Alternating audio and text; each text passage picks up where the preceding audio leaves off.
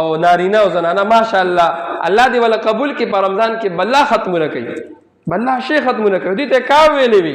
او مونږ خو بیخي دې ته نه سمېږو فضایل اعمال کې شیخ زکریا رحم الله لیکلي دي وایي زمونږ د کور زنانو دا روټین دی چې د کور کار سره سره 15 سپارې تلاوت دا په رمضان کې کوي اوس مونږ دې ته کار وایو دا د بخښنې میاشت ده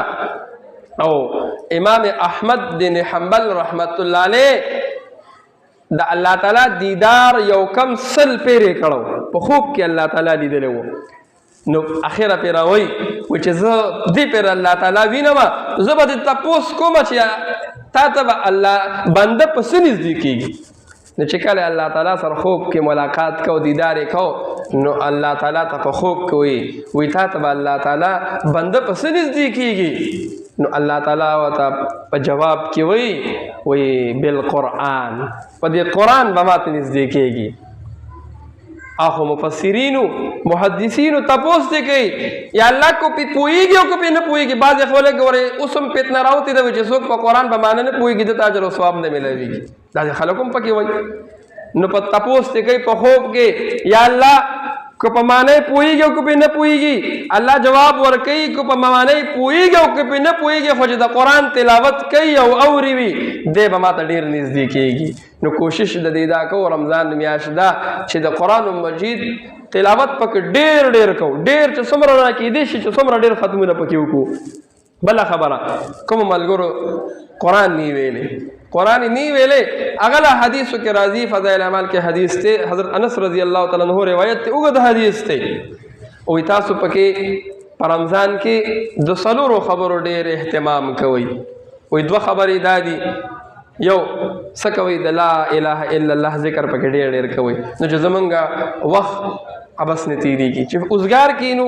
قرآن تلاوت مو نه دی کړی قرآن مو ویلی نه دی هسې ناست یو کور کې یو بازار کې یو په لاره یو نو چې کم از کم تسبیح ځان له پیدا کړو دا تسبیح د دې دپاره وي چې انسان ته یادا شو هسې به ته په خولې وایي الله الله الله نو چې دغه ځای پورې لاړ شي څوک سلام واچي نو خپله خبره به د بیا هېري نو تسبیح چې د سر لاس کې وي نو که خبره دې بدله هم شي یا چا سره دوه خبرې وکړي هم نو بیا به دې خپل ذکر ته کار ووایي نو تسبیح ځان له پیدا کړو دویم نمبر چې دی نو څه وکړو استغفار پکې ډېر وایو استغفر الله ربي من كل ذنب واتوب الیه کو دا ډېر چاله نه ورځي نو صرف دومره هم ویلی شي استغفر الله استغفر الله استغفر الله دا د بخښنې میاشت ده نو چې په دې رمضان کې ته هېڅ هم ونه کړې او الله تعالی درته بخښنه وکړي د دې نه غټ څه شته نو د دې پکې ډېر اهتمام کوو بیا وایي دوه خبرې داسې دي چې د دې نه بغیر خو ستاسو بله لار نشته وایي هغه کومې دي وایي دا پکې ډېر ډېر غواړئ د الله تعالی نه جنت غواړئ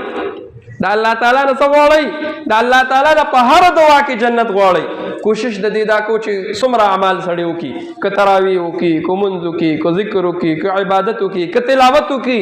نو دعا دا د عبادت مغز دی کوشش به دې دا کو دعاګانې به پکې ډېرې ډېرې غواړو دعاګانې به ډېرې ډېرې ځان دپاره د مور او پلار دپاره د استادانو دپاره د بچو دپاره د ملک دپاره د آخرت دپاره د هر څه دپاره د الله تعالی نه دعاګانې غوښتل دي نو یو خبره دا ده چې یو څیز دا دی چې د هغې نه ستاسو خلاصې نشته جنت غواړئ د الله تعالی نه غواړو دا موږ چې الله موږ ته خپله رضا نصیبه کړي او الله تعالی موږ جنت ته ور داخل کړي دویمه خبره د جهنم نه پناه غواړئ نو د الله تعالی نه غوښتل دي چې جهنم نه موږ خلاص کړي او د هغې مطابق انسان بیا عمل شروع کړي چې کوم عمل زما داسې دی چې دی به ما جنت ته بوځي کوم عمل زما داسې دی چې دی به ما جهنم ته بوځي نو که چېرې موږ او تاسو د دنیا کې یو کس وایي دا لار ګوره خرابه ده هلکه ته خو په دې ځې خو دا لار ټیک نه ده مخکې کوځې نو څوک به درنه پیسې واخلي نو هغه لار بدله کړي نو که رسول الله صلی الله علیه وسلم راغلی دی د الله کتاب راغلی دی موږ او تاسو ته سمه او خرابه لاره ښولې ده په هغه لار باندې انسان روان شي چې کومه لاره ښه ده په هغه لار باندې هغه عمل انسان اختیار کړي چې کوم عمل جنت ته د تلو سبب دی او هغه لار او د هغه عمل نه انسان ځان وساتي کوم چې سبب د جهنم د تلو دی نو کوشش به کوو ښکلې روجې به